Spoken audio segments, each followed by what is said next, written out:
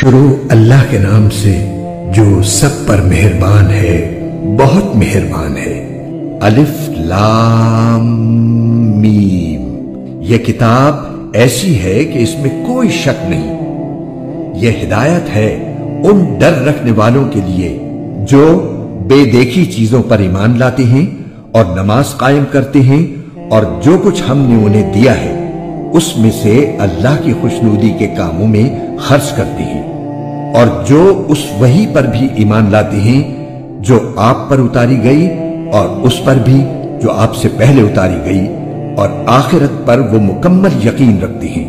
یہ ہیں وہ لوگ جو اپنے پروردگار کی طرف سے صحیح راستے پر ہیں، اور یہی وہ لوگ ہیں جو فلاح پانے والے ہیں۔ بے شک وہ لوگ جنہوں نے کفر اپنا لیا ہے، ان کے حق میں دونوں باتیں برابر ہیں، چاہے آپ ان کو ڈرائیں یا نہ ڈرائیں۔ وہ ان کے دلوں پر اور ان کے کانوں پر مہر لگا دی ہے، اور ان کی آنکھوں پر پردہ پڑا ہوا ہے، اور ان کے لیے زبردست عذاب ہے۔ کچھ لوگ وہ ہیں جو کہتے ہیں کہ ہم اللہ پر اور یوم آخرت پر ایمان لے آئے، حالانکہ وہ حقیقت میں مومن نہیں ہیں۔ وہ اللہ کو اور ان لوگوں کو جو واقعی ایمان لا چکے ہیں دھوکہ دیتے ہیں، اور حقیقت تو یہ ہے کہ وہ اپنے سوا کسی اور کو دھوکہ نہیں دے رہے، لیکن انہیں اس بات کا احساس نہیں ہے۔ چنانچہ اللہ نے ان کے روگ میں اور اضافہ کر دیا ہے، اور ان کے لیے دردناک سزا تیار ہے، کیونکہ وہ جھوٹ بولا کرتے تھے۔ اور جب ان سے کہا جاتا ہے کہ تم زمین میں فساد نہ مچاؤ، تو وہ کہتے ہیں کہ ہم تو اصلاح کرنے والے ہیں۔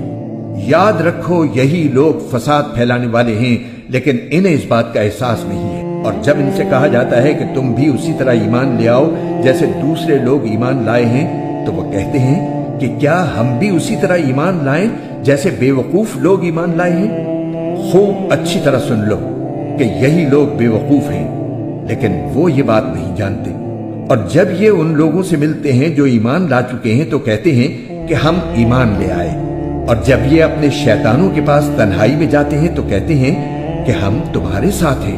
ہم تو مذاق کا معاملہ کرتا ہے اور انہیں ایسی ڈھیل دیتا ہے کہ وہ اپنی سرکشی میں بھٹکتے رہیں۔ یہ وہ لوگ ہیں جنہوں نے ہدایت کے بدلے گمراہی خرید لی ہے، لہذا نہ ان کی تجارت میں نفع ہوا اور نہ انہیں صحیح راستہ نصیب ہوا۔